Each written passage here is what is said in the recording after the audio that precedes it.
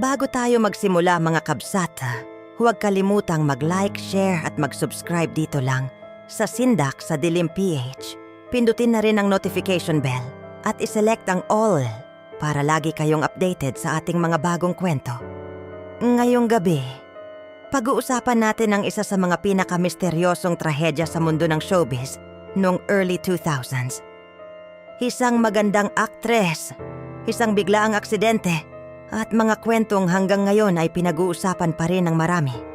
Ngunit tandaan mga kabsat, ang ilan sa mga bahagi ng kwentong ito ay base lamang sa mga usap-usapan, urban legends at mga kwentong kumalat noon. Ito ang misteryong bumalot sa pagkamatay ni Halina Perez. Ang pagsikat ni Halina Perez. Noong early 2000s, isa si Halina Perez sa mga pangalan na mabilis na nakilala sa mundo ng pelikula at telebisyon sa Pilipinas. Dahil sa kanyang natural na ganda, mapupungay na mga mata at kakaibang karisma sa kamera, mabilis siyang nakakuha ng pansin mula sa mga producer at direktor. Marami ang nagsasabing bukod sa pagiging maganda, ay simple at palabiro rin daw siya kapag nasa likod ng kamera. Kaya naman marami rin siyang naging kaibigan sa industriya. Unti-unti siyang nakilala sa mga pelikulang pinagbibidahan niya at naging isa sa mga pinag-uusapang aktres noong panahon na yon. Ngunit sa likod ng kanyang kasikatan, hindi alam ng marami na isang trahedya ang biglang puputol sa kanyang pangarap at karir. Ang gabi ng aksidente. Isang gabi noong taong 2004, bumiyahe si Halina Perez kasama ang kanyang kapatid sakay ng kanilang sasakyan sa kahabaan ng North Luzon Expressway. Tahimik ang gabi. Mahina lamang ang ilaw sa ilang bahagi ng daan habang mabilis na tumatakbo ang kanilang sasakyan sa madilim na highway. Ngunit makalipas lamang ang ilang sandali, isang malagim na aksidente ang nangyari. Nagulat ang buong showbiz industry nang kumalat sa balita ang nangyari kay Halina Perez. Marami ang hindi makapaniwala, marami ang nalungkot, at doon nagsimulang mabuo ang samut-saring usap-usapan at misteryong bumalot sa kanyang pagkamatay. Ang mga usap-usapan sa punerarya. Matapos ang kanyang burol, may mga kwentong nagsimulang kumalat noon tungkol sa umano'y kakaibang pangyayari sa puneraryang pinagdalhan sa kanya. Ayon sa ilang usap-usapan, may ilang staff at embalsamador daw na nakaranas ng kakaibang pakiramdam habang ginagawa ang kanilang trabaho. May ilan umanong nakakarinig ng mahihinang yabag sa hallway kahit 10 oras na ng gabi. May pagkakataon din daw na kusa na lamang namamatay at bumubukas ang mga ilaw sa loob ng punerarya. Noong una, inisip lamang nilang pagod at antok lang iyon. Ngunit habang tumatagal, mas lalong dumadami ang hindi nila maipaliwanag. Isang gabi, halos pasado alas 12 na ng hating gabi nang mapansin ng isa sa mga embalsamador na tila sobrang tahimik ng buong punerarya.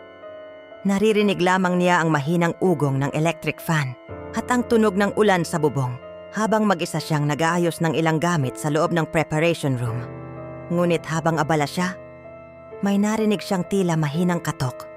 Tok, tok, tok. Noong una ay inisip niyang baka isa lamang itong tunog mula sa lumang kahoy ng gusali dahil sa malamig na panahon. Ngunit makalipas ang ilang segundo, mas lumakas ang katok. Napatingin siya sa mahabang hallway ng punerarya, ngunit wala naman siyang nakitang tao. Tahimik, madilim, at tanging ilaw lamang mula sa dulo ng koridor ang nagbibigay ng kaunting liwanag sa lugar. Dahan-dahan siyang naglakad palapit habang hawak ang maliit niyang flashlight. Ngunit habang papalapit siya, napansin niyang tila may malamig na hangin na dumaan sa kanyang likuran. Napahinto siya at doon niya napansin.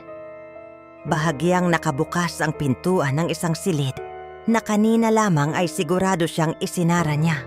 Unti-unti siyang lumapit at habang binubuksan niya ito, bigla na lamang kumislap ang ilaw sa loob ng silid.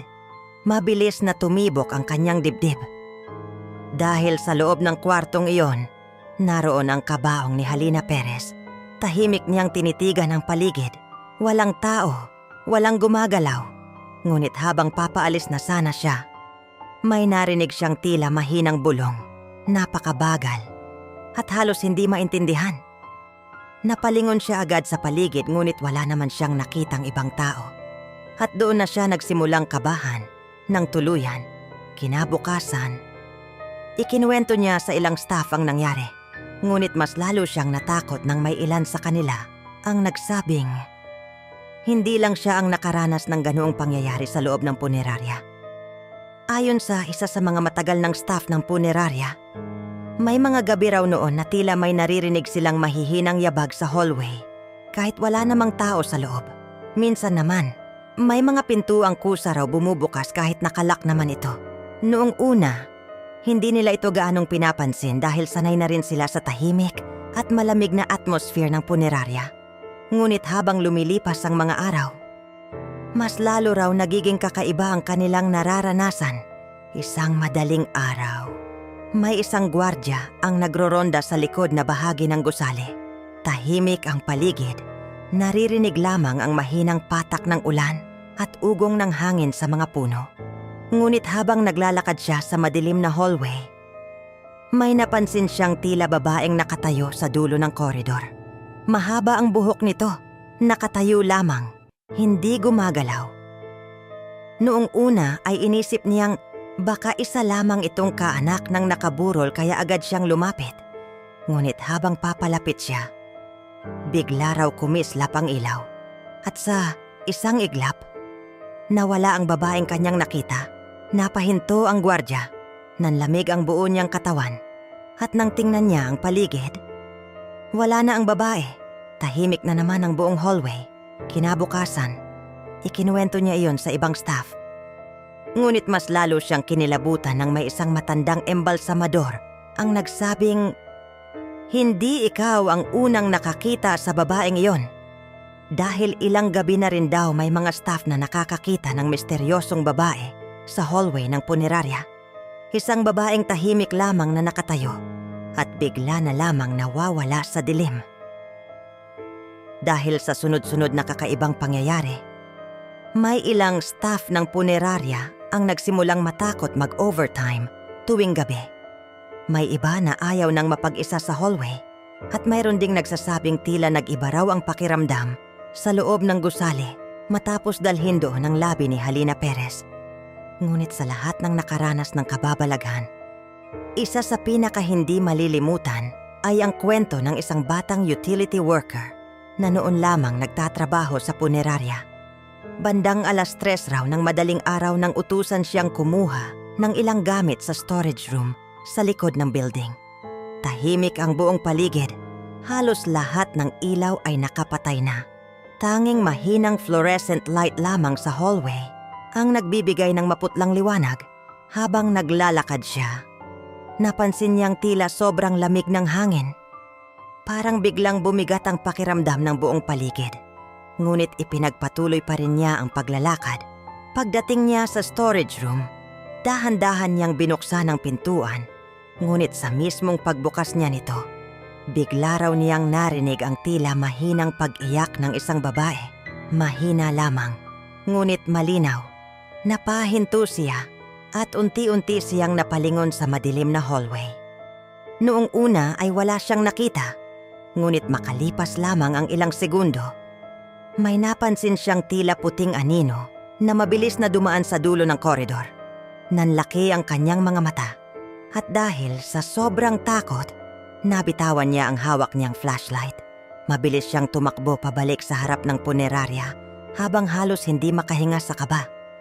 Pagdating niya sa receiving area, namumutla siyang napaupo habang nanginginig ang kanyang mga kamay. Tinanong siya ng mga kasama niya kung ano ang nangyari. Ngunit bago pa man siya makapagsalita, may isang matandang staff ang tahimik lamang na napatingin sa madilim na hallway. At saka nito marahang sinabi, "May mga bagay talaga dito na hindi natin kayang ipaliwanag." Ngunit habang lumilipas ang mga gabi, may ilang staff na nakapansin na tila sobrang naapektuhan ang embalsamador habang inaasikaso niya ang labi ni Halina Perez. Madalas daw itong magtagal mag-isa sa preparation room kahit tapos na ang kanyang trabaho. At minsan, ayaw niyang may ibang pumapasok habang siya lamang ang nasa loob ng silid. Noong una, inisip lamang ng kanyang mga kasama na baka sobra lang siyang humanga sa sikat na aktres. Dahil aminado naman daw ito noon na isa rin siyang tagahanga ni Halina Perez habang nabubuhay pa ito. Ngunit habang tumatagal, may mga kakaiba silang napapansin sa kanyang kilos. Madalas siyang tulala, tahimik, at tila may malalim na iniisip habang nakaupo sa sulok ng preparation room. May pagkakataon pa raw na tila may kausap siya kahit wala namang ibang tao sa loob. At tuwing tinatanong siya ng kanyang mga kasamahan, ngumingiti lamang ito ngunit halatang may kakaiba na sa kanyang kilos. Hanggang sa isang gabi, may isang utility worker ang napadaan sa hallway habang bahagyang nakabukas ang pintuan ng preparation room. At mula sa maliit na siwang ng pinto, nakita niyang mag-isa lamang ang embalsamador sa loob ng silid habang tahimik na nakatingin sa direksyon ng kabaong. Ngunit ang mas lalong nagpanginig sa kanya ay nang marinig niyang tila may mahihinang bulungan mula sa loob ng kwartong iyon. Mahina lamang at halos hindi maintindihan. Parang may kausap ang embalsamador sa dilim. Nanlamig ang kanyang buong katawan at dali-dali siyang umalis sa hallway habang mabilis ang tibok ng kanyang dibdib. Kinabukasan, ikinuwento niya iyon sa ibang staff. Ngunit imbes na magulat, tahimik lamang na nagkatinginan ng ilan sa kanila. Dahil hindi lang pala siya ang nakarinig ng kakaibang bulungan mula sa preparation room tuwing 10 oras ng gabi. At mula noon, mas lalo pang kumalat ang nakakakilabot na usap-usapan sa loob ng punerarya. Dito na nagtatapos ang kwento, mga kadilim. Isang misteryong hanggang ngayon ay bumabalot pa rin sa alaala ng marami. Marahil, ang ilan sa mga kwentong ito ay produkto lamang ng takot, lungkot, at imahinasyon ng mga taong naroon noong mga panahong iyon. Ngunit para sa iba, may mga bagay talagang hindi kayang ipaliwanag ng isip ng tao. Mga bulong sa madilim na hallway, mga aninong bigla na lamang nawawala, at mga katahimikang tila may itinatagong lihim. Hanggang ngayon, patuloy pa ring nabubuhay ang mga usap-usapan tungkol sa mga kakaibang pangyayaring umano'y nangyari sa loob ng punerarya matapos ang biglaang pagkawala ni Halina Perez. At marahil, ang ilan sa mga lihim na iyon ay tuluyan ng ibinaon ng panahon sa katahimikan ng dilim. Maraming salamat sa panonood hanggang dulo, mga kadilim. Huwag kalimutang mag-like, share at mag-subscribe dito lang sa Sindak sa Dilim PH. Pindutin na rin ang notification bell at iselect ang all para lagi kayong updated sa ating mga bagong kwento, misteryo at kababalaghan. Mag-iingat po kayong lahat at magandang gabi.